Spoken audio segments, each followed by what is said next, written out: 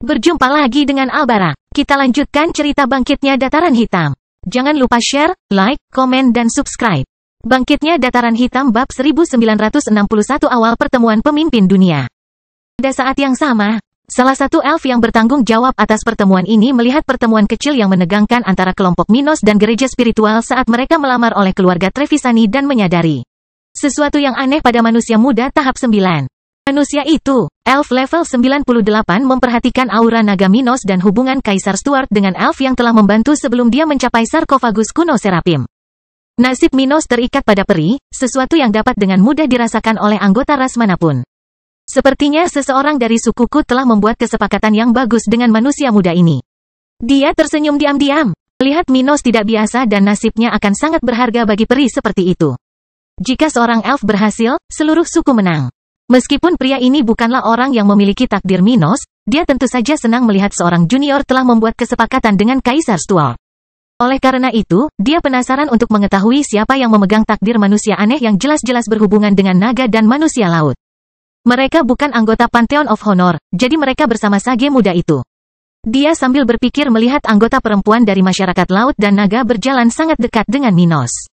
Sementara elf itu memikirkan kelompok itu, perwakilan suku Paus Langit tingkat 97 menyoroti Julian, melihat Pantheon Kehormatan berani datang ke pertemuan ini dengan naga terkutuk. Bajingan-bajingan itu menyebut diri mereka netral, tapi kenyataannya, mereka tidak melihat ada masalah bergaul dengan naga sialan itu. Salah satu perwakilan suku terkuat di dunia berpikir sambil menatap tajam ke arah kelompok Julian. Para naga sudah ada di sana, diwakili oleh salah satu tetua yang Minos baru saja temui di benua binatang. Aku tidak menyangka akan bertemu pemuda ini lagi secepat ini. Pikir naga level 98 sambil menatap kelompok Minos dalam diam, terkejut karena manusia muda ini ada di sana. Dia pasti ada di sini sebagai pengawal Julian. Pemimpin Phoenix juga ada di sana dan tidak terkejut jika Minos ada bersama Julian karena dia sudah tahu pemuda ini adalah bagian dari Pantheon of. Hei, kenapa semua orang melihat grup Pantheon of Honor? Seorang wanita muda berambut pirang, berpakaian sangat bagus, level 94, bertanya kepada pemimpin kelompoknya, seorang pria level 99. Melihat keponakannya, pakar puncak itu menghela nafas. Aku tidak tahu, kamu tidak tahu. Wanita itu memandang pamannya, mendengar jawaban seperti itu untuk pertama kalinya. Yang mulia, jangan salahkan penatua tertinggi. Kami tidak mungkin mengetahui segalanya. Seorang pria level 97 berkata pada si pirang. Kata penatua tertinggi dari salah satu dari 3 keluarga kekaisaran di benua ini. Saya tahu bahwa beberapa tahun yang lalu, Pantheon Kehormatan menerima anggota pertama sepanjang sejarahnya dengan budidaya di bawah level 90. Saya kira pemuda inilah yang melakukannya. Oh, itu mengesankan. Dia pasti sangat berbakat. Dia pikir, tapi itu tidak cukup baginya untuk menarik semua perhatian kan? Lihat, naga, Phoenix, Paus Langit, elf, manusia laut, yang terkuat di benua tengah, sebut saja, semua orang melihatnya. Hanya kami dari benua ilahi yang sepertinya tidak tahu apa yang terjadi di sini. Kedua orang yang berdiri di samping sang putri tetap diam, memahami keraguannya tetapi tidak tahu apa yang ada di balik situasi yang tidak biasa itu. Pada pertemuan para demigod yang mewakili kekuatan terkuat di dunia, seorang sage telah mencuri semua perhatian. Mungkin dia seseorang yang terkenal di luar negeri kami, yang mulia. Penasihat salah satu kaisar yang hadir berkata kepada pemimpinnya, yang, seperti putri pirang, penasaran dengan situasi kelompok Julian.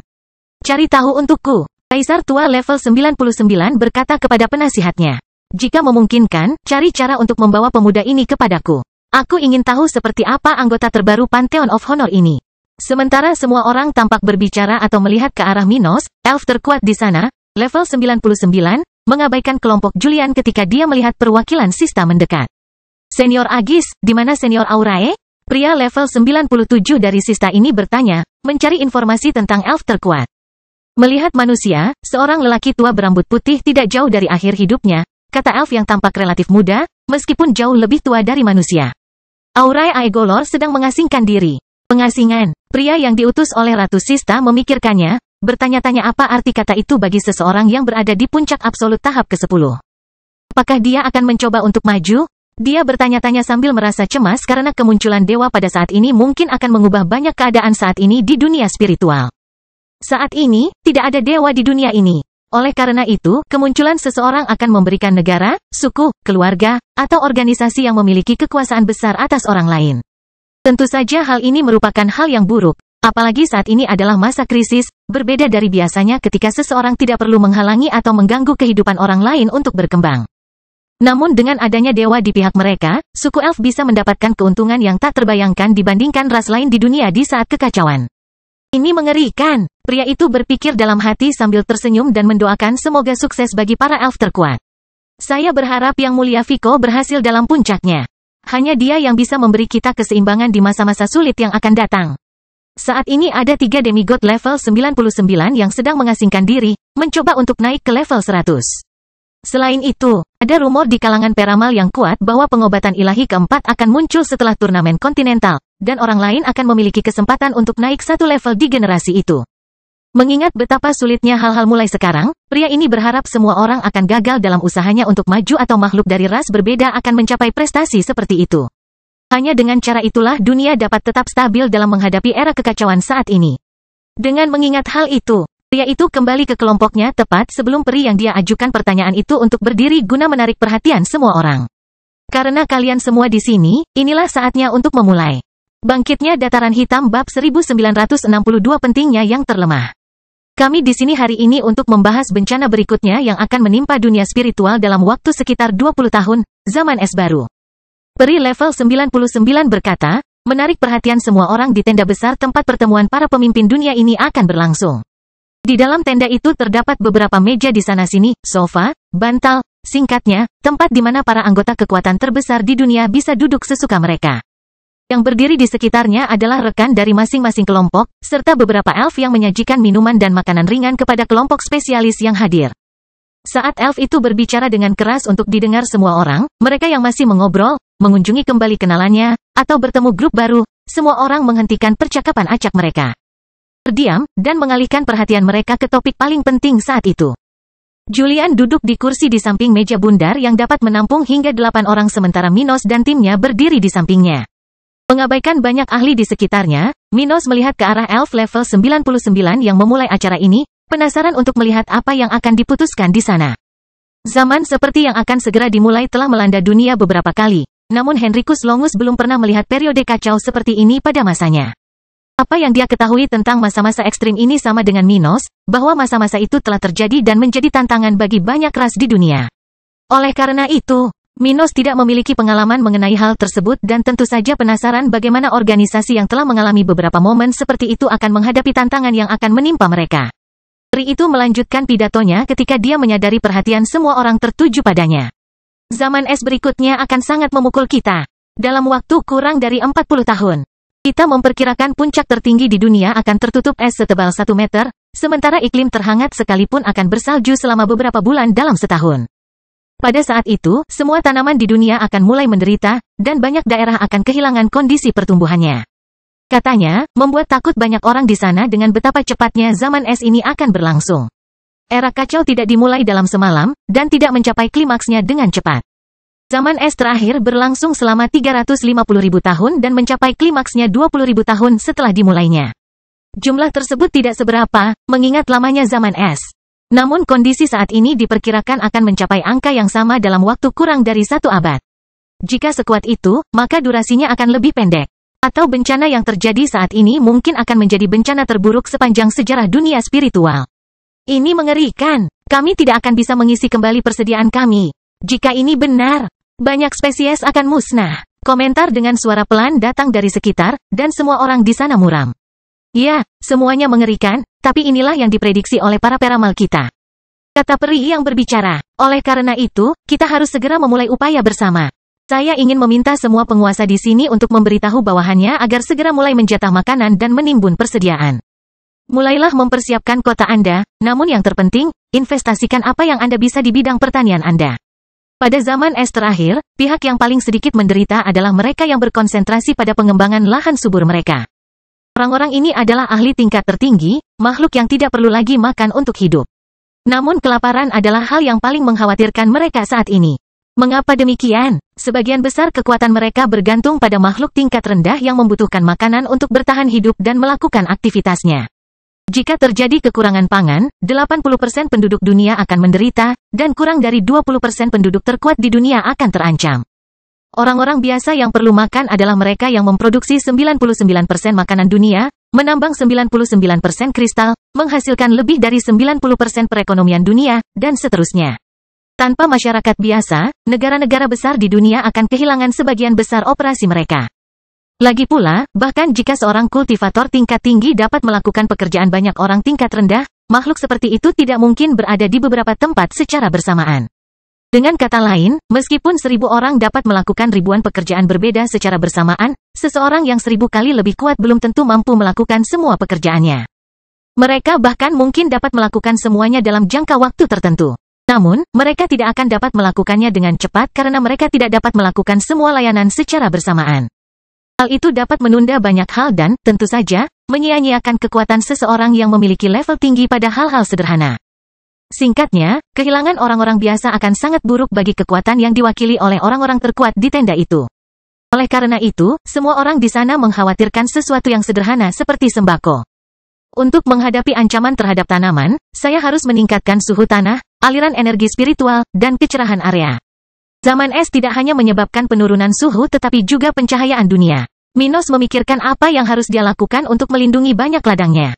Di sisi lain, kita harus memanaskan kota-kota dengan cara yang sama, dan kota-kota tersebut tidak boleh jauh dari ladang. Untungnya bagi saya, wilayah saya bisa dibilang merupakan negara agraris, dan kota-kota yang paling penting terletak di lokasi yang strategis. Perkebunan. Orang biasa tidak seperti spesialis. Selama zaman es, mereka akan sangat dibatasi oleh suhu rendah, dan tentu saja, mereka tidak akan bisa pergi jauh dari tempat kerja ke rumah mereka. Oleh karena itu, bukan hal yang aneh jika banyak kota ditinggalkan selama periode ini dan penduduknya berpindah ke kota yang lebih dekat dengan ladang pertanian. Kita harus mulai memindahkan penduduk dari kota-kota yang jauh dari perkebunan. Peri itu menyarankan hal seperti itu. Sesuatu yang akan merugikan banyak bisnis orang-orang di kota-kota yang praktis akan ditinggalkan selama periode seperti itu, sesuatu yang buruk yang akan terjadi. Memperburuk krisis yang akan segera melanda dunia itu. Saya tidak akan terlalu terpengaruh oleh hal ini karena terbentuknya kerajaan saya. Tapi kota Vogel, N, Wafes, dan khususnya Snow akan sangat menderita. Minos merenung, sadar bahwa dia tidak akan terpengaruh seperti kekuatan lain di sana, namun tetap saja. Puluhan juta orang di negara bagiannya akan terkena dampaknya. Apalagi wilayah salju yang sudah memiliki iklim dingin di banyak bagian pada waktu normal, bisa saja hancur total di era ini. Aku akan berusaha mempertahankan hanya ibu kota Snow. Tempat pelabuhan yang menghubungkan wilayah kita dengan cara tercepat menuju Pulau Elf berada. Minos merasa menyadari bahwa dia akan kehilangan banyak bisnis di bidang itu. Tapi dia tidak bisa berbuat apa-apa. Pekerja tingkat rendah tidak akan bisa tinggal di sana lagi, sehingga mereka hanya bisa kehilangan potensi seluruh wilayahnya saat krisis mendekat. Hal baiknya adalah orang-orang ini dapat berkontribusi dalam mempertahankan wilayah terpenting kekaisaran, sesuatu yang sangat penting bagi Minos. Terakhir, para ahli membahas masalah pangan dan perumahan yang akan segera dihadapi dunia, dan banyak yang menyarankan strategi untuk mengurangi kerusakan yang akan terjadi akibat zaman es. Setelah lebih dari 1 jam berdiskusi, mereka beralih ke topik berikutnya, masih terkait dengan tanaman tetapi lebih relevan dengan tanaman dan kekuatannya. Bangkitnya Dataran Hitam bab 1963 tujuan utama rapat. Beralih ke topik berikutnya, kita harus mengurangi penanaman obat-obatan tingkat tinggi di wilayah kita dan fokus pada obat-obatan yang lebih mengandung unsur. Kata Elf level 98, mengejutkan beberapa junior yang kurang sadar akan tantangan di depan. Apa, bukankah bencana seperti ini sudah mengurangi jumlah obat-obatan tingkat tinggi? Apakah kita harus melakukannya sendiri? Beberapa orang berkomentar dengan nada tidak senang. Dan bahkan seseorang dari kelompok Julian marah. Minos lalu berkata, jika Anda menanam obat tingkat tinggi di sebelah obat tingkat rendah, obat tingkat tinggi akan mencuri energi dan hukum yang akan diserap oleh obat tingkat rendah, yang dapat meningkatkan waktu memasak obat yang seharusnya matang tanpa batas. Tercepat. Di zaman yang kacau, obat-obatan tingkat tinggi dapat menyabotase tanaman pangan dan obat-obatan tingkat rendah, meskipun keduanya sangat jauh. Singkatnya, terus mengembangkan pengobatan tingkat tinggi dapat menciptakan masalah yang lebih besar bagi kita. Mendengar Minos, seorang wanita dari kelompok Julian membuka mulut, tidak menyangka akan hal ini. Jika mereka tidak ingin menghancurkan struktur masyarakat dan memberikan kesempatan kepada yang paling lemah untuk bertahan hidup dan berkembang, mereka harus mengorbankan sumber daya mereka. Itulah mengapa era kacau sangat buruk. Julian menghela napas. Entah kita membuat keputusan sulit seperti ini, atau kita pada akhirnya akan menghadapi keruntuhan spiritual yang disebabkan oleh berakhirnya kemajuan para kuatir kita yang paling lemah. Dan itu akan menjadi sebuah bencana.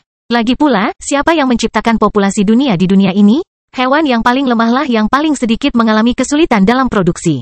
Namun apa yang akan terjadi jika negara-negara yang lebih lemah mengalami hambatan dalam budidaya di tingkat yang lebih rendah? Bakat keturunan mereka akan diturunkan peringkatnya, dan tingkat rata-rata dunia akan turun drastis. Kultivator tingkat tinggi tidak akan bisa memiliki anak, dan kebanyakan dari mereka tidak akan berumur panjang. Apa yang akan terjadi dalam skenario mengerikan seperti itu? Ya, sebagian besar ahli terkuat akan mati dalam beberapa ribu tahun pertama setelah bencana tersebut. Setelah beberapa saat, dunia akan menghadapi risiko tidak dapat menghasilkan demigod jika persiapan sebelum bencana tidak dilakukan dengan baik. Sepanjang sejarah, beberapa ras telah musnah karena hal ini, sehingga ras terkuat sekalipun bersedia mengurangi produksi sumber daya tingkat tinggi dari wilayah mereka, meskipun hal tersebut berlawanan dengan intuisi. Dalam praktiknya, hal ini berarti mereka harus segera mulai menjatah obat-obatan dan mengurangi keseluruhan produksi sumber daya seperti pil. Sumber daya tingkat tinggi hanya digunakan sebagai pilihan terakhir, misalnya selama evolusi tingkat fisik atau selama invasi yang tidak dapat dicapai tanpa bantuan sumber daya tersebut. Hanya dengan menjaga, dunia secara keseluruhan mempunyai kesempatan untuk bertahan dari krisis ini dan suatu hari nanti bisa berkembang kembali tanpa kerugian yang berarti. Ekosistem dunia spiritual sangatlah kompleks. Jika terlalu banyak ras yang tumbang, hal itu bahkan dapat mempengaruhi masa depan ras yang selamat dari bencana tersebut. Singkatnya, seolah-olah semakin kuat ras dan semakin banyak makhluk tingkat tinggi, semakin mudah untuk menjadi ahli tingkat tinggi. Dengan kata lain, semakin banyak demigod level 99, semakin mudah bagi makhluk level rendah lainnya untuk mencapai level tersebut. Sebaliknya, semakin sedikit jumlah makhluk tingkat tinggi, semakin sulit mencapai hal tersebut. Jika terlalu banyak ahli yang hilang dari dunia dan tidak digantikan oleh anggota generasi baru, terdapat bahaya bahwa semua ras akan menghadapi kesulitan yang lebih besar untuk naik ke level yang lebih tinggi. Itu sebabnya semua pemimpin dunia sangat khawatir tentang bencana yang akan datang dan mengapa mereka bersedia bertemu dan berdiskusi tentang cara untuk bertahan hidup di periode ini. Bahkan musuh seperti naga dan paus langit, yang dikirim dari wilayah timur dan barat benua tengah, bisa saling bertoleransi dengan kehadiran satu sama lain di pertemuan ini. Meskipun mereka ingin konflik berlanjut, mereka bersedia duduk damai dengan musuh-musuh ini dan negara-negara lain untuk membahas masa depan dan langkah-langkah yang perlu diambil dalam menghadapi zaman baru. Beberapa orang, termasuk manusia, hewan, dan bibrida, mengutarakan pendapatnya mengenai masalah tersebut. Berdiskusi bagaimana memanfaatkan sumber daya mereka secara lebih efisien sekaligus mengurangi jumlah perkebunan obat-obatan berkualitas tinggi. Mereka akan memutuskan bahwa perkebunan di atas Saint Grade, yaitu Saint dan Divine, harus diperuntukkan secara eksklusif untuk kerajaan tata ruang setelah obat-obatan dengan kualitas ini yang masih ada di luar wilayah ruang tersebut telah matang. Di sisi lain, mereka harus fokus pada budidaya obat-obatan tingkat umum dan prajurit, sementara produksi obat-obatan tingkat raja harus dikurangi tetapi dipertahankan pada 50% dari tingkat saat ini. Segera setelah hal tersebut dibicarakan, acara tersebut akan dihentikan sementara agar mereka yang hadir dapat mempunyai kesempatan untuk berbisnis satu sama lain dan mengatur diri mereka sendiri agar dapat lebih mengikuti rekomendasi. Beberapa negara bagian memiliki lebih banyak obat-obatan dan makanan dibandingkan negara bagian lainnya.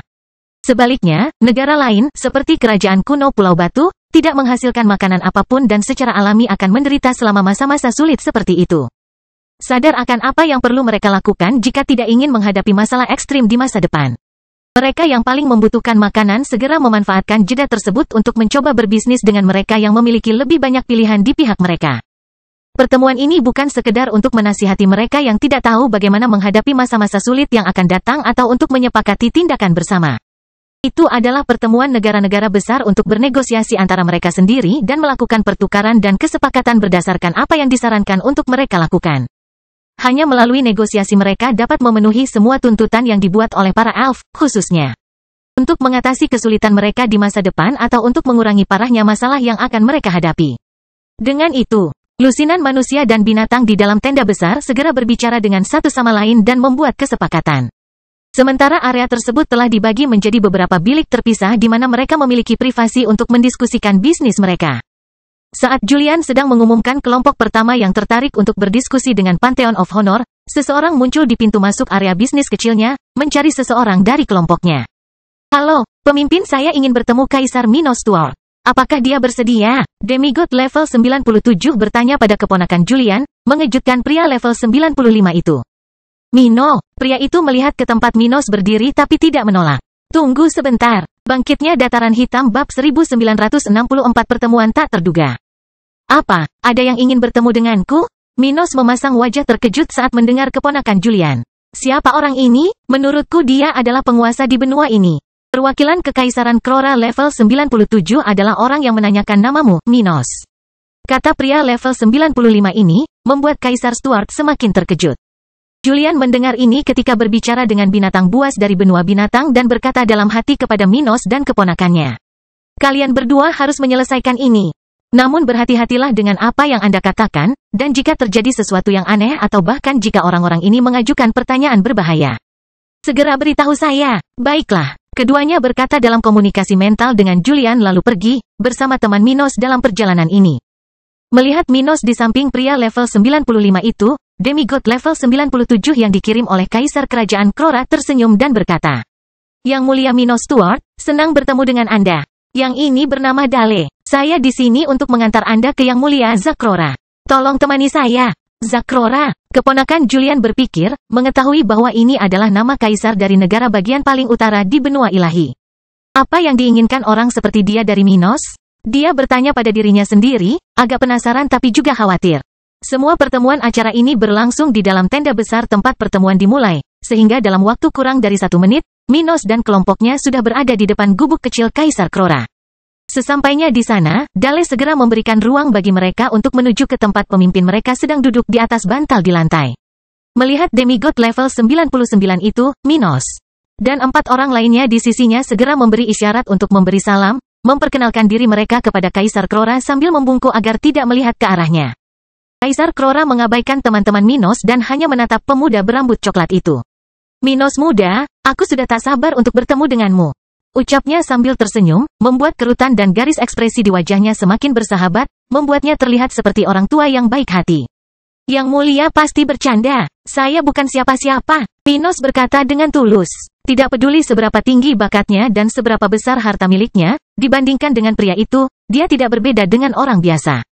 Jangan terlalu rendah hati, anak muda. Suatu hari nanti kamu akan cukup dihormati oleh para ahli sekuat atau berpengaruh sepertiku. Zack berkomentar sebelum membahas apa yang ingin dia lakukan dengan Minos. Ngomong-ngomong, aku penasaran denganmu, anak muda. Memasuki panteon kehormatan sebagai sage di usia muda adalah pencapaian yang mengesankan. Aku ingin tahu bagaimana kamu melakukannya. Aku kenal orang-orang di level 95 yang tidak mempunyai hak istimewa yang sama sepertimu. Ucapnya sambil menatap Minos, masih dengan ekspresi ramah. Saya beruntung, Minos berbicara. Julian yang lebih tua menemukan saya, dan dia melihat potensi dalam diri saya dengan kemampuannya. Itu saja, mungkin orang lain di seluruh dunia lebih baik dari saya di banyak tempat tetapi tidak memiliki kesempatan untuk berhubungan dengan seorang ahli yang tidak mau mereka mati. Beruntung pasti membantu mereka yang memiliki keterampilan, komentar Zack, tidak menganggap itu bohong, meskipun Minos dengan cerdik menyembunyikan apa yang dilihat Julian dalam dirinya. Zack juga menyadari kemampuan anak muda dalam menghadapi ahli setingkatnya. Jadi dia tidak mendesak Minos karena pemuda itu menghindari pertanyaan tersebut tanpa menunjukkan niat buruk apapun terhadapnya. Dan apa pendapatmu tentang zaman es yang akan menimpa kita, Minos muda? Aku tahu kamu punya populasi besar yang harus diberi makan. Bagaimana rencanamu menghadapi masa-masa seperti ini? Saya yakin masa depan akan jauh lebih buruk daripada yang bisa dibayangkan siapapun, Yang Mulia. Ratusan juta makhluk hidup, bahkan mungkin lebih dari 1 miliar, akan binasa dalam 50 tahun mendatang. Jadi saya tidak terlalu bersemangat.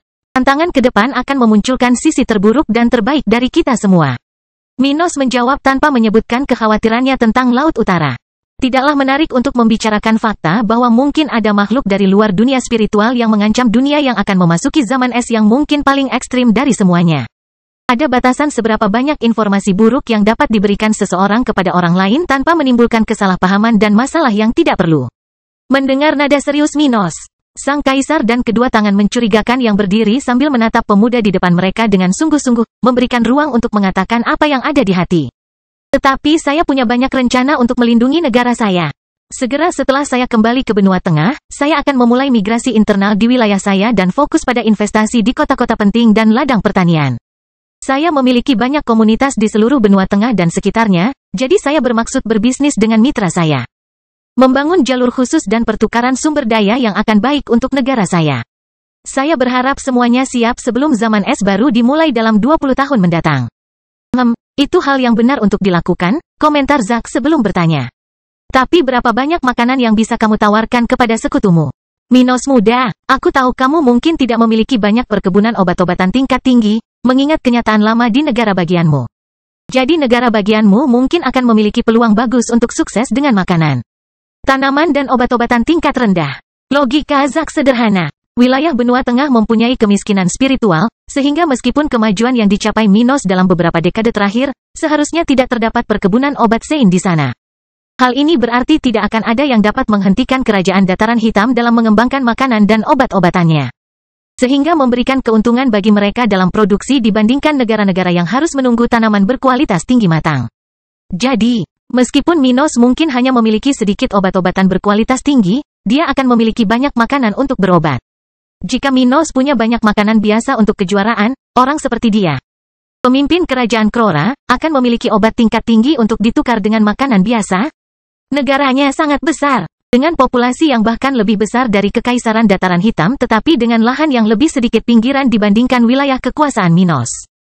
Dengan kata lain, dia harus mengimpor makanan jika ingin negaranya tidak terlalu menderita selama zaman yang akan datang. Berbisnis dengan Minos mungkin merupakan hal terbaik untuknya dan negaranya. Oh, Bangkitnya Dataran Hitam bab 1965 secara sengaja yang paling berpengaruh.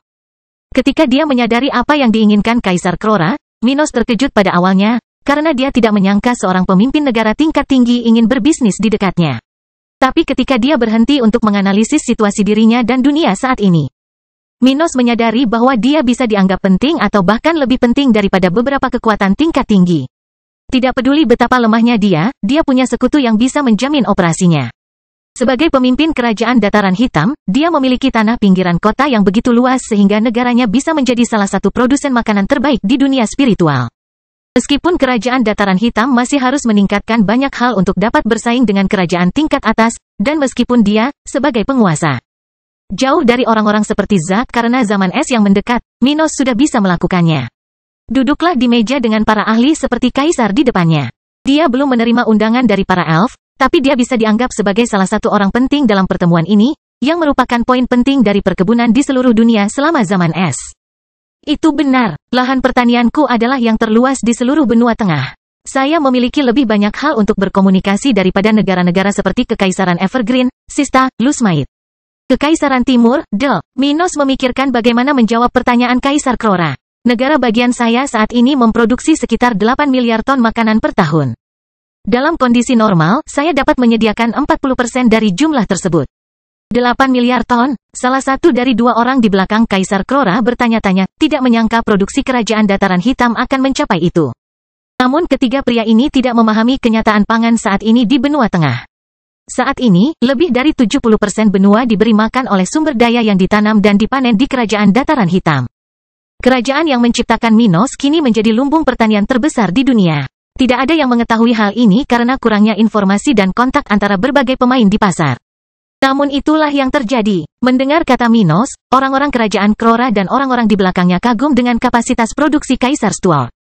Tapi Minos telah menurunkan perkiraannya tentang berapa banyak yang bisa dia tawarkan sekarang. Dengan perluasan bagian laut kerajaannya di timur laut-laut leluhur, perkebunan di bawah airnya akan meningkatkan produksi tersebut secara signifikan. Dia yakin dalam beberapa tahun, dia bisa meningkatkan jumlah makanan yang dia miliki secara signifikan. Jawab Minos, ya, benar. Saya dapat memperdagangkan sekitar 3,2 miliar ton makanan dengan hasil pembuangan saya. Jawab Minos, ya, benar. Saya bisa memperdagangkan sekitar 3,2 miliar ton makanan dengan sekutu saya. Dan berapa banyak yang bisa Anda simpan sampai zaman es dimulai? Kaisar Krora bertanya. Minos berpikir sejenak dan menjawab. Saat ini cadangan saya tidak lebih dari 5 miliar ton. Tapi saya akan mencoba mencadangkan sekitar 3 hingga 4 miliar ton mulai sekarang.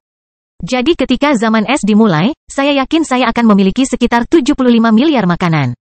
Kaisar Krora hampir menjadi pucat ketika mendengar hal itu karena jika kata-kata itu benar, hanya Minos yang dapat memberi makan seluruh dunia spiritual selama beberapa tahun. Namun yang mengesankan, zaman es bisa berlangsung selama ribuan tahun. Tidak hanya itu, ketika bencana terjadi, diperkirakan dalam waktu kurang dari 50 tahun, tanaman pangan di seluruh dunia akan kehilangan antara 40% dan 70% hasil panennya. Hal ini dapat memburuk selama terjadinya bencana dan juga bergantung pada tindakan yang diambil sebelum dan selama krisis. Dengan kata lain, betapapun menakjubkannya angka-angka yang dibuat Minos, angka-angka tersebut saja tidak akan menjamin kelangsungan hidup seluruh dunia selama zaman es.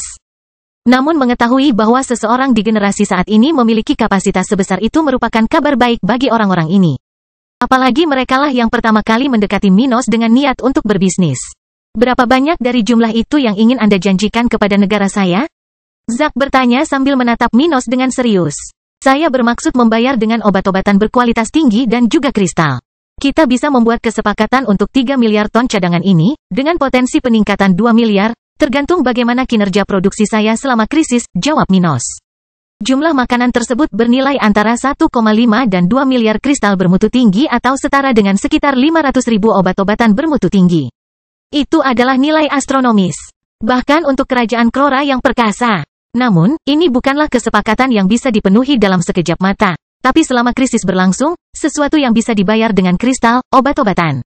Dan entah apa lagi. Sadar, kata Zack. Mari kita buat kesepakatan. Aku akan membayarmu saat negara bagianku mendapatkan makanan ini. Oke, aku akan mendapatkan cadanganmu dalam 20 tahun.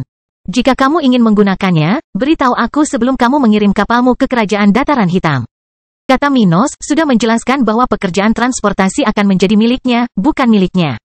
Minos sudah mengetahui bahwa akan terjadi perebutan pangan seiring dengan memburuknya krisis. Untuk melindungi dirinya sendiri dengan lebih baik, dia tidak akan mengangkut makanan ke luar negaranya. Dan dia sudah bermaksud membuat perjanjian dengan sekutunya untuk mencegah makhluk kuat memandang negaranya secara berbahaya. Zack melihat tidak ada masalah dalam melakukan transportasi, dan segera, dia dan Minos akan mendiskusikan jumlah dan bagaimana pembayaran akan dilakukan dan segera mencapai kesepakatan. Kerajaan Krora akan membayar setengah dari makanan yang dibelinya dari Minos dengan obat-obatan tingkat King atau Sein, sementara sisa utangnya akan dilunasi dengan kristal berkualitas tinggi. Jika negara bagian Minos menginginkannya, mereka dapat menegosiasikan bentuk pembayaran lain nanti. Saat Minos dan Zack menyetujui persetujuan mereka, keponakan Julian menghela nafas, melihat tidak ada masalah yang akan terjadi setelah semua yang telah dikatakan. Paman Julian, Minos membuat kesepakatan dengan kerajaan Krora. Hanya itu yang ingin Kaisar berdiskusi dengannya. Dia berkata kepada pria level 97 di bagian lain tenda.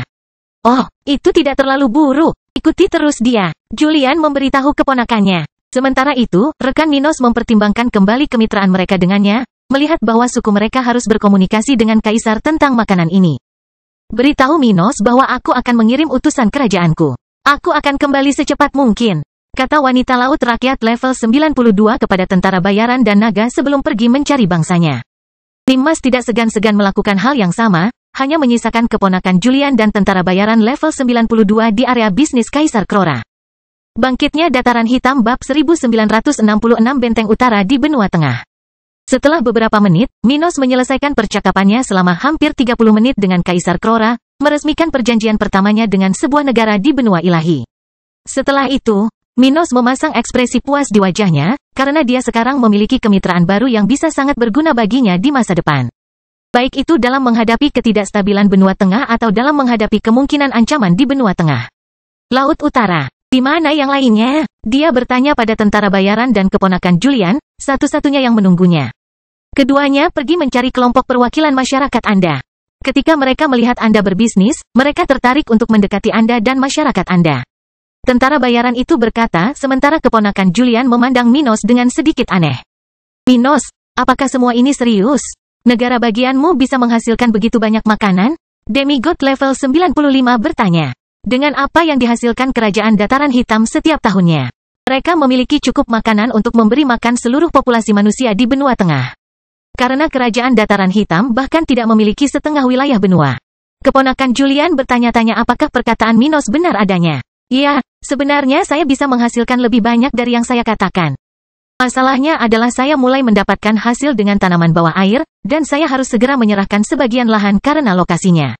Jawab Minos. Jadi saya memberikan angka yang saya yakin bisa saya produksi dan kumpulkan dalam beberapa tahun ke depan. Tapi saya mungkin akan melebihi angka itu.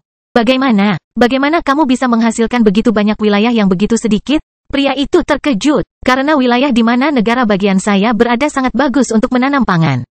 Minos tersenyum. Di masa lalu, daerah ini adalah yang terkaya di benua tengah. Tahukah Anda? Ya, tapi migrasi besar dan keruntuhan spiritual di wilayah utara benua Anda mengubah hal itu. Minos mengangguk setuju. Tepat sekali. Tapi ada alasan untuk menjelaskan kemakmuran sebelumnya. Itu bukan hanya karena kekayaan spiritual karena benua tengah sangat seimbang dalam hal kekayaan spiritual di masa lalu. Alasan mengapa wilayah ini adalah yang paling penting adalah karena dari medan wilayah utara. Wilayah utara benua tengah memiliki medan, tanah, mineral, dan iklim yang paling menguntungkan untuk hampir semua jenis tanaman. Berbeda dengan negara bagian tingkat tinggi di benua tengah saat ini, sebagian besar lahan di utara dapat ditanami. Oleh karena itu, saya dapat menghasilkan lebih banyak produksi di wilayah yang setara dibandingkan negara bagian manapun di benua ini. Setiap lahan di dunia ini akan memiliki produktivitas yang berbeda jika dibandingkan. Wilayah kerajaan dataran hitam yang membentang dari Vogel hingga perbatasan selatan N, dari pantai hingga pegunungan salju tak berujung dan Albano, hampir 90% dapat ditanami. Karena wilayah ini adalah wilayah yang paling diuntungkan dari intervensi Minos dalam beberapa dekade terakhir, wilayah ini menghasilkan hampir seluruh output negaranya. Bahkan cukup untuk memenuhi kebutuhan semua orang di benua tersebut. Namun, Minos tidak dapat memenuhi kebutuhan setiap makhluk hidup di benua itu karena jumlah binatang buas sama dengan manusia dan makan jauh lebih banyak daripada mereka. Oleh karena itu, ia dan negaranya masih dapat meningkatkan produksinya secara signifikan tanpa mengambil risiko kehilangan produksi karena kurangnya pasar. Kalau begitu, kamu harus menukar sebagian cadangan makananmu dengan organisasi. Demigod level 95 berkata, mengetahui bahwa penting tidak hanya bagi Pantheon kehormatan tetapi bahkan bagi keluarganya untuk berbisnis dengan Minos. Bahkan jika mereka memiliki produksi dan kontak sendiri untuk berbagi makanan satu sama lain, jaminan pangan dari Minos akan sangat bermanfaat. Pada masa krisis mendatang, pasti akan terjadi perselisihan mengenai sumber daya, yang pada akhirnya akan mengakibatkan hilangnya seluruh pengiriman. Akan lebih baik jika ada lebih dari satu pemasok yang mengalami bencana seperti ini sehingga kerugian seperti itu tidak akan membuat mereka semakin menderita.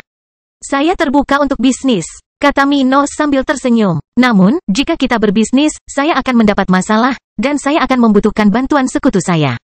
Masalah apa? Pria itu bertanya ketika dia, sang tentara bayaran, dan Minos berjalan kembali ke tempat Julian berdiri.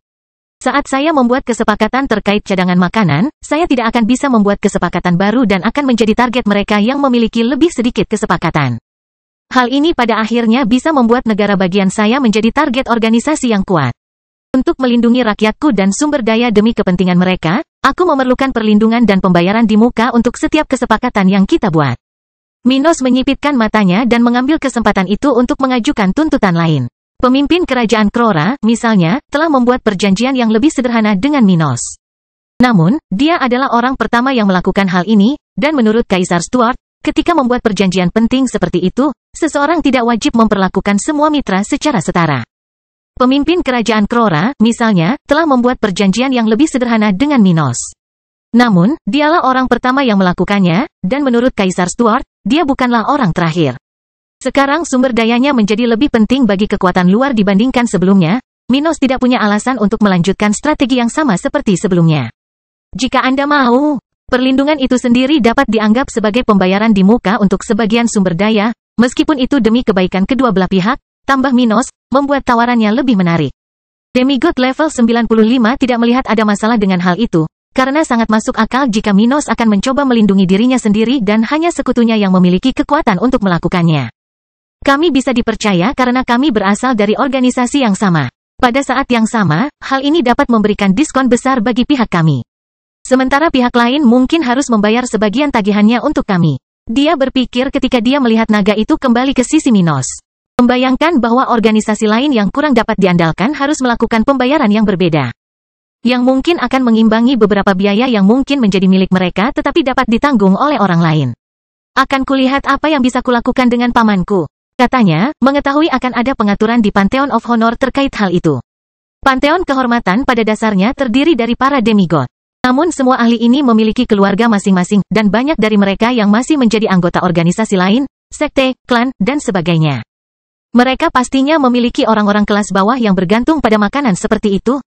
Ketika mereka sampai di tempat Julian sendirian, Nimas memanfaatkan kesempatan itu untuk berkata, Minos, sukuku tertarik berbisnis denganmu. Kami akan memberimu dukungan, sumber daya, singkatnya, apapun yang kamu inginkan dengan imbalan makanan dan obat-obatan berkualitas rendah. Oh itu bagus. Minos tertawa. Para naga menginginkan itu, tapi bisakah kamu menekan permintaan para naga, Minos? Julian bertanya. Iya, kata Minos. Meskipun setiap naga makan 200 hingga 1500 kali lebih banyak daripada manusia, jumlah mereka jauh lebih kecil daripada manusia. Menukarkan sebagian cadanganku dengan mereka tidak akan terlalu rumit. Dan berapa banyak yang bisa kamu tawarkan kepada faksi kami? Julian langsung ke pokok permasalahan. Menggunakan kelompoknya untuk membuat kesepakatan dengan Minos karena bersama-sama mereka sama berpengaruhnya dengan sebuah negara. Pada saat yang sama, cadangan makanan Minos di Pantheon of Honor akan memberikan keuntungan bagi faksinya dibandingkan yang lain di organisasi itu. Sama seperti yang aku tawarkan kepada Kekaisaran Krora. Apapun yang terjadi, itu terserah padamu. Tapi aku membutuhkan demigod untuk melindungi tanaman dan gudangku. Minos bertanya, kita bisa melakukan itu. Dengan itu, Minos akan segera berbisnis dengan Julian. Bangkitnya Dataran Hitam bab 1967 kesepakatan luar biasa. Sementara Minos bernegosiasi dengan Julian, menyetujui poin-poin yang harus dipenuhi agar faksi mereka memiliki hak atas cadangan makanan kerajaan Dataran Hitam. Niam bersama dengan kelompok perwakilan kerajaan laut. Di bagian lain tenda besar, wanita level 92 yang telah bepergian bersama Minos selama bertahun-tahun berdiri di depan utusan kerajaan laut level 98. Di samping demigod berpangkat tinggi adalah anggota tingkat tinggi dari Sanctuary Officials, level 96, yang sedang memperhatikan wanita itu dengan tatapan penasaran. Niam, apa yang kamu inginkan dari kami? Pria level 96 ini bertanya. Saya dengar Anda sedang dalam perjalanan untuk menemani Minos Stuart ke Laut Utara. Apa yang Anda lakukan di benua tengah? Untuk menjawab yang lebih tua, kami sedang mempersiapkan perjalanan ke Laut Utara. Ucapnya sambil bersujud di hadapan atasannya. Laut Utara berbahaya bahkan bagi makhluk yang lebih kuat dari kita. Jadi sejak awal perjalanan kita, Minos berencana melakukan perjalanan melintasi lautan, benua binatang, dan benua ilahi untuk mengumpulkan kru dan memperkuat diri kita sendiri. Tujuannya adalah mencapai Laut Utara dalam 4 hingga 6 tahun ke depan. Tidak kurang. Dia dari Sanctuary Officials sudah mengetahui hal ini, karena ada pemberitahuan di organisasinya tentang kunjungan Minos, apa yang dia janjikan. Dan tentang sekelompok anggota organisasinya yang menemani manusia ini. Minos telah melakukan apa yang dia janjikan selama ini. Jadi pria ini tidak memiliki kecurigaan terhadap Kaisar Stuart dan kemungkinan bahwa dia menggunakan organisasinya untuk memperkuat dirinya sendiri. Bagaimanapun, Minos tidak diharapkan untuk menghadiri acara ini, jadi Minos juga tidak diharapkan untuk menghadiri acara ini, jadi bukan hanya dia. Tetapi juga anggota garis keturunan kekaisaran yang ada di sana untuk mewakili kerajaan laut tentu saja penasaran dengan situasi kelompok muda Kaisar Stuart. Secara khusus, mereka ingin tahu apa yang diinginkan wanita ini, atau mungkin Minos dari mereka. Dan mengapa kamu ada di sini? Demigod level 98 bertanya. Apakah Minos Stuart mencoba menghubungi kita? Tidak, aku datang ke sini sendirian. Jawab Niam, langsung pada intinya. Minos Stuart lebih kuat dari yang bisa dibayangkan siapapun. Yang saya maksud bukan hanya dalam kekuatan spiritual tetapi juga dalam pengaruh. Dia baru saja membuat kesepakatan dengan kerajaan Krora untuk 3 miliar ton makanan, dan menurutku dia akan segera membuat lebih banyak kesepakatan seperti itu. Oh, orang-orang masyarakat laut terkejut dengan informasi ini, tidak menyangka Minos memiliki makanan sebanyak itu untuk diperdagangkan. Itukah sebabnya dia datang ke pertemuan ini? Demigod level 98 berpikir dalam hati. Masuk akal, dengan sumber daya yang begitu banyak. Dia bahkan bisa mendapatkan dukungan dari beberapa kelompok terkuat di dunia kita. Jadi dia tidak tahu kalau kamu datang ke sini? Apakah dia akan membuat kesepakatan dengan kita? Jika dia sudah menjanjikan begitu banyak makanan kepada kerajaan Krora, dia mungkin tidak bisa memenuhi permintaan kita. Kata demigod level 97. Aku yakin dia bisa memenuhi kebutuhan kita juga. Sejauh yang aku tahu, kerajaan Dataran Hitam adalah produsen utama makanan umum, tetua. Dia berkata sambil tersenyum, tapi dia pasti tidak akan bisa berbisnis dengan banyak organisasi. Saya yakin dia akan membuat paling banyak 4, 5, atau 6 kesepakatan dan tidak menjanjikan makanan kepada orang lain. Jadi, saya di sini untuk menyarankan agar para tetua pergi ke Minos untuk kesepakatan seperti itu. Dia tentu saja membutuhkan banyak dari apa yang kami miliki. Selama zaman es, makhluk di darat paling menderita dalam hal makanan. Kemampuan air untuk menahan panas jauh melebihi kemampuan atmosfer, sehingga dasar laut tetap relatif hangat selama era tersebut. Yang berarti bahwa sebagian produksi pangan laut tidak akan menurun selama krisis tersebut. Namun, sebagian besar makanan yang berasal dari bawah air berasal dari wilayah di mana cahaya dari permukaan mencapai lapisan air yang akan sangat terpengaruh selama zaman es. Produksi pangan di laut pasti akan menurun selama zaman es, meskipun penurunannya lebih kecil dibandingkan di darat. Jadi, bahkan makhluk yang bisa hidup di permukaan atau di bawah air mungkin memerlukan kesepakatan makanan seperti yang dibuat Minos sebelumnya dengan Kaisar Krora. Kamu melakukannya dengan baik, Niam. Tolong atur pertemuan antara kami dan kelompok Kaisar Minos Stuart. Demigod level 98 berkata, melihat tidak ada masalah dalam memperkuat hubungan antara kerajaannya dan manusia muda ini. 1,5 jam kemudian, Minos telah membuat 2 atau 3 perjanjian baru tentang makanan dan membuat reservasi untuk para naga, masyarakat laut, dan faksi Julian. Dengan pangan yang dijanjikan kepada Zack, Minos kini harus mengumpulkan setara dengan 13 miliar ton pangan selama beberapa dekade mendatang untuk memenuhi tuntutan perjanjian ini. Jumlah itu kecil jika dibandingkan dengan kapasitas produktifnya. Namun, kerajaannya dan aliansinya sebelum hari ini menghabiskan sebagian besar produksi setiap tahunnya. Terlebih lagi, negara bagiannya akan membutuhkan sebagian besar cadangannya selama zaman es. Mengingat hal ini, Minos tidak berencana membuat lebih banyak perjanjian selain keempat perjanjian tersebut. Tapi hanya dengan 4 perjanjian ini, dia berhasil mengamankan masa depan kerajaan Dataran Hitam. Selama 20 tahun ke depan, keempat kekuatan ini akan memberinya sekitar 15% dari makanan yang dijanjikan. Cukup baginya untuk berinvestasi di bidang pertanian di seluruh wilayahnya guna melindungi dirinya dari krisis di masa depan.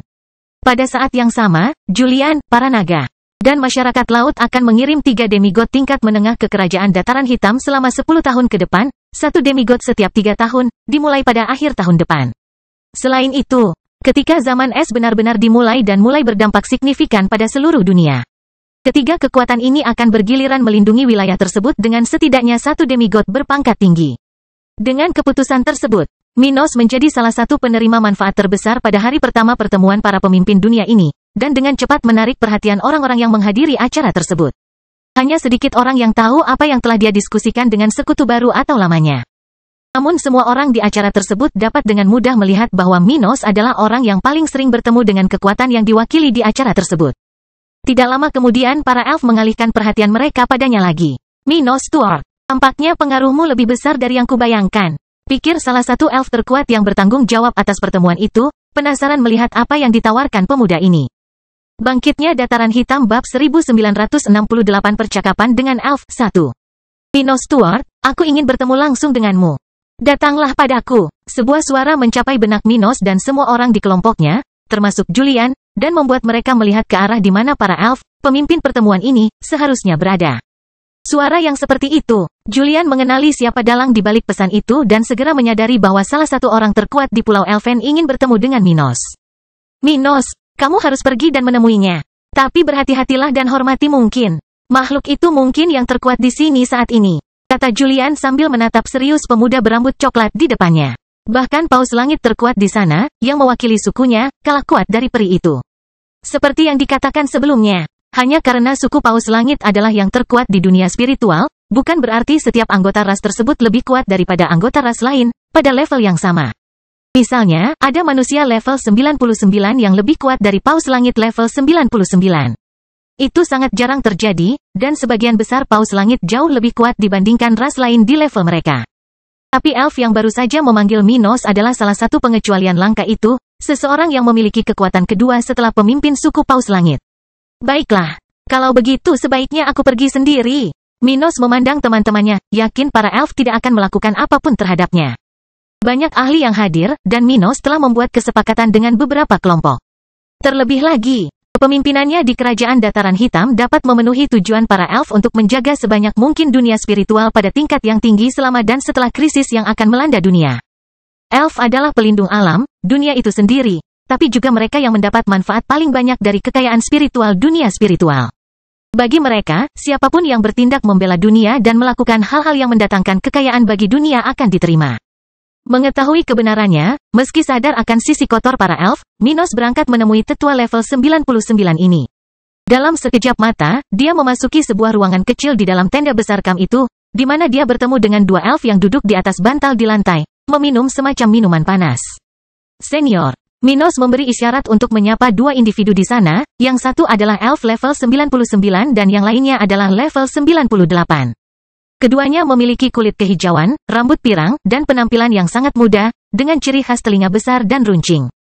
Ini adalah karakteristik umum dari semua elf, sesuatu yang memudahkan orang yang kurang perhatian untuk membingungkan 2 elf yang berjenis kelamin sama. Minos Stuart, yang lebih lemah dari keduanya menatap mata coklat manusia yang berdiri di hadapannya dan rekannya dan melihat sekilas nasib pemuda itu sambil merasakan aura kuat dan fluktuasi spiritualnya. Kamu benar-benar permata yang langka. Dari mana sebenarnya asalmu, Minos? Siapa orang tuamu? Orang biasa, jauh dari kehebatan orang yang lebih tua, jawab Minos tulus. Seperti yang diharapkan, Emang benar, kamu adalah anak yang ditakdirkan untuk mengalami bencana.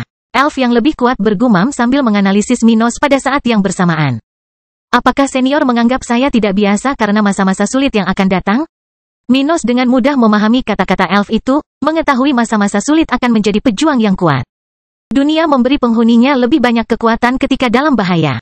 Tapi hal-hal yang telah kamu capai tidak dijamin hanya karena kamu dipilih secara acak. Peri itu berkata, berbicara perlahan sambil menggunakan sebatang bambu untuk membentuk uap dari tehnya. Uap tersebut mengambil bentuk dari hal-hal yang dibicarakannya, menunjukkan kepada Minos animasi dunia yang sedang bermasalah, dengan beberapa bintang muncul di sekitarnya. Kami para elf juga merupakan bagian dari orang-orang terpilih di dunia, jadi kami melindunginya. Tahukah kamu, Minos, aku bisa melihat bahwa seseorang dari sukuku telah membuat kesepakatan denganmu, jadi aku khawatir kamu salah memahami kami. Apakah ada cara yang salah untuk memahamimu, senior? Minos bertanya. Jawab elf level 98. Ketika salah satu dari kami membuat kesepakatan seperti yang dibuat oleh junior kami denganmu, Minos, itu belum tentu merugikanmu. Anda pasti sudah mendapatkan keuntungan sebelum membuat kesepakatan dengan salah satu anggota suku kami, bukan? Selama Anda menepati janji, kesepakatan Anda dengan peri itu akan selesai. Dan kedua belah pihak akan menang. Tindakan anggota suku kami bukan tentang mencuri nasib talenta. Sifat kita ini hanyalah sebuah keuntungan yang diberikan dunia kepada kita untuk menjamin kesepakatan kita dan kemampuan kita untuk meramalkan bencana dan melindungi dunia dari bencana tersebut. Jika bukan karena itu, Minos, kita tidak akan bisa meramalkan krisis saat ini. Apalagi berdiri sebagai pemimpin koalisi dunia untuk mengorganisir kekuatan di seluruh dunia di masa-masa sulit yang akan datang. Peri level 99 lainnya berkata, menunjukkan kepada Kaisar Stuart bahwa mereka tidak selalu buruk jika bertindak seperti itu. Kata Levis, orang yang memanggil Minos ke sana. Kami tidak mengatakan hal ini kepada Anda untuk membuat Anda mengira kami adalah teman Anda. Kami hanya menjelaskan beberapa hal. Banyak orang tidak mengerti mengapa kami bertindak seperti ini, yang dapat sangat menghambat rencana kami untuk dunia dalam situasi sulit ini. Waktu. Saya tahu Anda pasti menyimpan dendam terhadap peri yang memaksakan kesepakatan pada Anda. Tapi Anda tidak boleh berpikir bahwa hal itu dilakukan untuk merugikan Anda atau bahwa suku peri mempunyai niat seperti itu. Beberapa dari kita menyimpang dari norma dan melakukan hal-hal yang kita benci. Namun kebanyakan dari kami hanya menggunakan konsekuensi akhir dari perjanjian kami sehingga kami tidak kehilangan semua investasi yang telah kami lakukan pada orang seperti Anda. Bagaimanapun, saya harap hal ini tidak menyurutkan semangat Anda untuk melihat Pulau Elven sebagai kekuatan sahabat. Selama kamu punya tujuan yang sama dengan kami, dan aku tahu kamu punya tujuan yang sama, kita akan baik-baik saja, dan kita bisa bersenang-senang bekerja sama. Bekerja sama, itukah sebabnya senior memanggilku ke sini? Minos bertanya. Peri level 99 meletakkan bantal di sampingnya dan menunjuk ke arah Minos. Duduklah di sini. Mari kita bicara secara setara. Oh, Minos bukannya tidak setuju dengan rekomendasi elf itu, tapi dia tidak menyangka akan diperlakukan seperti itu. Tapi ada alasannya. Kami dengar Anda akan pergi ke Laut Utara. Apakah itu benar? Kolvar, elf level 98, bertanya, setelah mendengar dari naga dan masyarakat laut tentang kelompok Minos dan bagaimana dia bermaksud pergi ke laut paling berbahaya di dunia spiritual. Seperti yang diharapkan, para senior mengetahuinya. Minos tersenyum. Bangkitnya Dataran Hitam bab 1969 percakapan dengan peri. 2. Ya, itu benar. Aku berencana pergi ke Laut Utara setelah melakukan beberapa persiapan di Kerajaan Dataran Hitam. Itu akan memakan waktu beberapa tahun, tapi sebelum zaman dimulai, aku seharusnya sudah selesai menjelajahi daerah itu. Minos berkata sebelum tersenyum dengan ucapan yang lebih lucu. Jika aku selamat, tentu saja. Namun meskipun dia bercanda tentang hal itu adalah risiko yang tidak hanya dia, tetapi juga Kolvar dan Levis akui. Jadi ketakutanmu terhadap daerah itu nyata? Levis bertanya dengan tenang, menyadari Minos mempunyai teori yang meresahkan tentang masa depan dunia. Para elf sangat dekat dengan si Folk. Setelah Minos menonjol dalam pertemuan ini, meskipun dia adalah yang terlemah dari banyak orang di kamp, mereka mencari teman lama mereka untuk berdiskusi tentang Kaisar Stuart. Melalui itu, para elf mengetahui perjanjian yang dibuat Minos hari ini, serta ketakutannya dan perjanjian yang dibuatnya dengan Sanctuary of Visions. Tapi tidak seperti banyak makhluk di dunia ini yang awalnya mengira Minos, para elf tahu sesuatu yang serius akan terjadi jauh sebelum mereka menyadari zaman es. Zaman es, atau zaman kacau apapun. Sudah cukup membuat khawatir para tetua suku elf. Namun, ini adalah fenomena yang terjadi di dunia spiritual dari waktu ke waktu, sesuatu yang dapat diprediksi dan merupakan bagian dari kenyataan. Oleh karena itu, satu era bencana seharusnya tidak cukup untuk membuat beberapa tetua suku elf terkuat merasa tidak nyaman bertahun-tahun sebelum tanda-tanda zaman es muncul. Para elf tahu ada hal lain yang akan mempengaruhi dunia dalam waktu dekat, bahkan ramalan terkuat mereka pun tidak tahu apa itu, dari mana datangnya, atau kapan akan muncul. Itu membuat mereka khawatir, setelah mengetahui bahwa Minos memiliki ketakutan yang serupa dengan mereka. Tetapi dengan teori yang lebih berkembang tentang dari mana ancaman itu berasal dan apa yang mungkin ada di baliknya, para elf ini ingin membicarakan masalah tersebut di sekitarnya. Minos tidak menyembunyikan pikirannya, saya kira begitu. Saya tidak bisa mengatakan dengan pasti, tetapi kualitas saya tampaknya semakin masuk akal ketika saya tumbuh lebih kuat dan belajar lebih banyak tentang kebenaran dunia kita. Saya merasa Laut Utara tidak seharusnya seperti sekarang. Terlebih lagi, beberapa laporan dari orang-orang yang selamat dari kapal karam di daerah tersebut setuju dengan teori saya. Yang membuat saya berpikir mungkin ada masalah di sana yang mengabaikan semua orang. Saya bermaksud melakukan perjalanan untuk mengumpulkan bukti dan mengingatkan dunia akan kemungkinan keberadaan makhluk luar angkasa di Laut Utara. Makhluk ekstrateritorial, keduanya menyadari bahwa teori Minos menempatkan makhluk hidup di balik ancaman tersebut. Ya, saya yakin kita tidak sendirian di alam semesta. Dunia spiritual hanyalah salah satu dari banyak tempat lain di mana kehidupan bisa ada, kata Minos. Saya mengatakan ini mengingat sejarah dunia kita yang jauh, terutama kerangka besar yang tersebar di seluruh dunia. Saat dia berbicara, Minos membuat kedua elf itu menggerakkan mata dan saling memandang saat mereka menyadari bahwa dia mengetahui banyak hal dan memiliki teori yang mengarah pada kebenaran rahasia para elf. Seperti naga, makhluk dari suku itu juga memiliki nenek moyang primordial, yang menjadi asal-muasal mereka dan diam-diam mereka sembah di pulau mereka. Sepanjang sejarah, mereka tidak pernah mengungkapkan kebenaran tentang hal itu, tetapi Minos telah mengemukakan teori yang sangat mirip dengan teori mereka. Dengan mempertimbangkannya, Minos tahu lebih banyak daripada para elf, tetapi bahkan tanpa berbicara dengan pecahan jiwa seperti faham dari Dunov. Para elf memiliki gagasan bahwa di masa lalu dunia prasejarah, ada dunia yang lebih besar menggantikan dunia spiritual. Dunia primitif seperti itu pastinya memiliki tingkat yang lebih tinggi daripada dunia sekarang. Kalau tidak masuk akal jika makhluk sebesar itu ada, mampu meninggalkan kerangka misterius. Dunia spiritual jelas tidak mampu mendukung budidaya dan keberadaan makhluk seperti itu. Hal ini mengandaikan bahwa ada sesuatu yang lebih menonjol daripada dunia spiritual di masa lalu. Dan dunia ini adalah bagian kecil dari alam besar itu. Itulah tadi teori para elf tentang kerangka raksasa di sekitar dunia spiritual, yang mereka yakini mungkin ada kaitannya dengan teori Minos tentang kehidupan di luar planet mereka. Kedua elf itu mengemukakan teori berbeda tentang kata-kata Minos. Apakah menurutnya mungkin ada bagian lain seperti dunia kita yang memiliki kehidupan yang setara atau lebih besar dari kita, pikir Levi? Kolfar merenung. Mungkin ada tempat lain yang mirip dengan dunia zaman nenek moyang. Jika itu yang terjadi, kita bisa mendapat masalah besar. Satu makhluk hidup dengan kekuatan mayat nenek moyang kita sudah cukup untuk menghancurkan dunia spiritual? Ini benar-benar mengkhawatirkan. Mereka berdua sepakat, kata Levis. Jika apa yang Anda pikirkan benar, zaman es di depan kita bisa jadi jauh lebih buruk. Mengapa Anda tidak mencoba memperingatkan kekuatan lain pada pertemuan ini? Saya tidak ingin menimbulkan kepanikan. Zaman es sudah cukup untuk membuat orang tidak bisa tidur nyenyak. Saya rasa tidak tepat untuk membicarakannya secara terbuka sebelum ada kepastian. Jawab Minos. Tetapi jika saya menemukan bukti bahwa saya benar, saya akan mempresentasikannya kepada dunia selama turnamen kontinental. 6. Kamu benar. Tidak baik membuat keributan yang tidak perlu. Kedua elf itu setuju, melihat Minos memiliki rencana bagus untuk jangka pendek dan tujuannya sejalan dengan tujuan para elf. Tujuan mereka bukanlah menemukan Minos untuk mendapatkan sumber daya dari kerajaan dataran hitam. Pulau elf terlalu besar untuk ukuran suku dan jumlah mereka, dengan produksi yang jauh melebihi permintaan lokal. Apa yang mereka inginkan dari Kaisar Stuart adalah memahami apakah dia akan berada di pihak mereka atau tidak ketika kesulitan di depan menghampiri mereka. Melihat bahwa Minos ada di pihak mereka, mereka tidak melihat ada masalah dengan pemuda yang menjanjikan ini dan rencana yang terus berkembang. Baiklah, Minos, kuharap kau melakukan pelayaran ke Laut Utara dan kembali dengan selamat.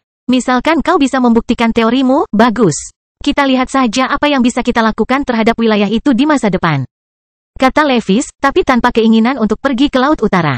Ada kemungkinan bagi manusia untuk pergi ke Laut Utara dan kembali hidup. Hal ini merupakan hal yang paling kecil kemungkinannya untuk terjadi, namun terdapat banyak kisah mengenai korban yang selamat di seluruh dunia. Namun, situasi di daerah itu rumit bahkan bagi para pembudidaya tingkat tinggi. Dalam keadaan saat ini di dunia spiritual, dengan peperangan yang berkecamuk di lautan dan di benua tengah. Sebuah bencana mengancam, tidak ada ahli tingkat tinggi yang sangat diperlukan bagi rakyatnya yang akan melakukan ekspedisi pengintaian melalui Laut Utara yang berbahaya. Bahkan setelah menemukan teori Minos, para elf, seperti kontak mereka yang lain yang menyadari kekhawatirannya, tidak mau pergi ke sana untuk menyelidikinya. Jika Minos tidak kembali dari pelayarannya, kemungkinan besar teorinya benar. Jika dia kembali, dia pasti memiliki lebih dari sekedar hipotesis untuk dibicarakan. Pada saat itu, jika dia dapat membuktikan bahaya di utara, mereka dan pihak lain akan berusaha mengatasi masalah tersebut. Namun sampai saat itu tiba, mereka hanya bisa menjanjikan dukungan masa depan mereka kepada Minos dalam perjuangannya. Sementara itu, jangan khawatir tentang kesepakatan Anda dengan salah satu anggota suku kami. Jika memungkinkan, kami akan membantu Anda menyelesaikan kesepakatan saat Anda datang ke pulau kami selama turnamen kontinental. Salah satu dari mereka berkata sebelum memecat Minos kembali ke rakyatnya dan bersiap untuk kembali ke pembicaraan terakhir pertemuan para pemimpin dunia ini. Bangkitnya Dataran Hitam bab 1970 Hukum Bencana. Setelah Minos kembali ke kelompoknya, bagian negosiasi dari pertemuan besar para spesialis terkemuka ini akan berakhir, dan semua orang akan kembali ke posisi masing-masing dari awal pertemuan. Setelah terlebih dahulu membahas langkah-langkah untuk meminimalkan kerugian pada kekuatan dan negara masing-masing dan kemudian memiliki kesempatan untuk menjalin kemitraan dan berbisnis satu sama. Ini saatnya menentukan poin-poin akhir dari pertemuan ini. Agar segala sesuatu yang telah dibahas dapat berhasil, diperlukan aturan dan pencegahan untuk menangani masalah-masalah tingkat tertinggi. Segera setelah mereka mendapat perhatian dari orang-orang di tenda besar, para elf menyampaikan usulan mereka. Kita harus membentuk organisasi pengawas bersama untuk menegakkan hukum dunia di masa depan. Jika kita tidak dapat mengikuti beberapa aturan selama zaman es, kekacauan akan terjadi, dan bahkan yang terkuat di antara kita akan berada dalam bahaya. Levis berkata sambil menatap mata yang terkuat. Tetapi agar undang-undang dapat berfungsi, kita memerlukan pencegahan. Yakni, orang-orang yang mampu menegakkan aturan yang kita buat di sini. Apa sebenarnya yang direncanakan oleh para tetua suku elf? Seseorang bertanya, kata peri lain. Kami ingin mengumpulkan sekelompok orang untuk sementara, dimulai 20 tahun sebelumnya dan berlanjut hingga bencana berakhir, yang akan membuat peraturan dan menegakkannya. Kami menyarankan agar setiap pasukan dengan setidaknya spesialis level 97 mengirim perwakilannya ke Pulau Elf dalam waktu tidak lebih dari 5 tahun. Kelompok ini secara kolektif akan memutuskan sebagian besar peraturan yang akan kita gunakan untuk mengurangi kemungkinan bencana ini menghancurkan kita. Setelah kita memiliki semua aturan, masing-masing negara harus mengirimkan sejumlah spesialis yang setara dengan kekuatan dan jumlah mereka untuk menjadi bagian dari koalisi dunia. Lembaga sementara itu akan menjaga hukum dunia dan akan melakukan yang terbaik untuk menegakkan aturan yang kita sepakati. Tidak ada yang menganggap itu hal yang buruk. Meskipun gagasan para elf menyeratkan bahwa akan segera ada satu kekuatan di atas segalanya dan bahwa mereka harus mengikuti aturan yang disepakati oleh mayoritas. Semua orang sadar akan perlunya hal seperti itu. Hal ini terutama berlaku bagi suku-suku binatang tua yang hadir, karena mereka tahu betapa pentingnya aturan dan prediktabilitas dalam kekacauan tersebut. Tanpa aturan, dunia akan berantakan. Di mana markas koalisi dunia ini? Julian bertanya. Pertanyaan bagus. Saya sarankan agar ditempatkan di sini, di mana kita berada. Itu adalah wilayah tanpa penguasa, tapi lokasinya juga sangat strategis. Kata seorang peri perempuan. Tetapi kita akan memiliki pos-pos di seluruh benua, pulau-pulau, dan bahkan di dasar laut. Kita harus dapat dengan cepat menegakkan peraturan yang kita sepakati selama zaman es. Itu perlu, dan lokasi kantor pusatnya tidak buruk. Meskipun ini adalah benua ilahi, sebuah negeri dengan beberapa penguasa dan organisasi tingkat tinggi, wilayah tempat mereka berada sebenarnya telah dianggap sebagai tanah bebas sejak zaman kuno. Karena ini bukan wilayah pasukan musuh yang hadir, tidak ada yang menelusuri lokasi markas kelompok tersebut. Bagaimanapun, jika semua orang setuju, mari kita memutuskan undang-undang dasar kita. Kata Levis, sadar bahwa mereka tidak bisa tinggal di sana untuk membahas setiap peraturan. Itulah sebabnya mengapa mereka akan membiarkan perwakilan melakukan hal itu untuk mereka selama beberapa tahun ke depan. Tapi di saat yang sama, sebagai yang terkuat, mereka harus memutuskan aturan dasar untuk masa yang akan datang. Sebagai saran, saya mengusulkan agar perang antara kekuatan tingkat tinggi atau antar negara dilarang sejak awal zaman es, komentar Levis sambil melihat ke area di mana Paus Langit berada. Jangan salah paham, saya tidak ingin menentang pertempuran. Ini hanya perang umum. Jika suatu negara merasa berdasarkan tindakan tunggal, maka negara tersebut mempunyai hak untuk membela diri atau menyerang balik. Namun menurut saya, tidak akan ada manfaatnya bagi dunia jika dua negara atau lebih terlibat dalam perang yang meluas. Setelah Levis menutup mulut, orang-orang terkuat di ruangan itu mempertimbangkan masalah ini, dan banyak yang sepakat bahwa perang yang meluas akan berakibat buruk. Namun konflik yang sudah berlangsung lama tidak dapat diselesaikan begitu saja. Saya menyarankan agar perang dimulai setelah hari ini dilarang, apapun alasannya. Naga level 97 angkat bicara. Mengenai perang lama, saya mengusulkan untuk membiarkan pihak-pihak yang terlibat menyelesaikannya pada tanggal tertentu. Sejak saat itu, bahkan jika konfrontasi belum terselesaikan, pihak-pihak tersebut harus menghentikan tindakan mereka. Paus Langit setuju, ingin melanjutkan perang dengan naga. Saya setuju, dan saya melangkah lebih jauh, saya menyarankan bahwa sebelum tanggal ini, perang tidak boleh berlangsung lebih dari 40 tahun.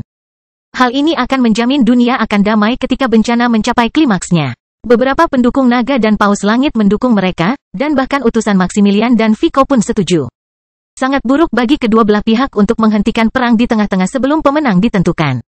Dengan kata lain, kedua belah pihak harus berinvestasi banyak, dan banyak kerugian selama perang. Kemenangan bisa membawa banyak keuntungan, namun sampai hal itu tercapai, kekuatan yang bertikai hanya akan mengalami kerugian. Bagaimana mereka bisa sepakat untuk berhenti berkelahi sebelum pemenang ditentukan? Oleh karena itu, semua orang ingin melanjutkan perang mereka. Jadi mayoritas yang hadir segera sepakat bahwa perang sebelum hari itu akan diselesaikan dalam waktu 40 tahun dari hari ini. Sedangkan konflik baru setelah hari tersebut akan dilarang.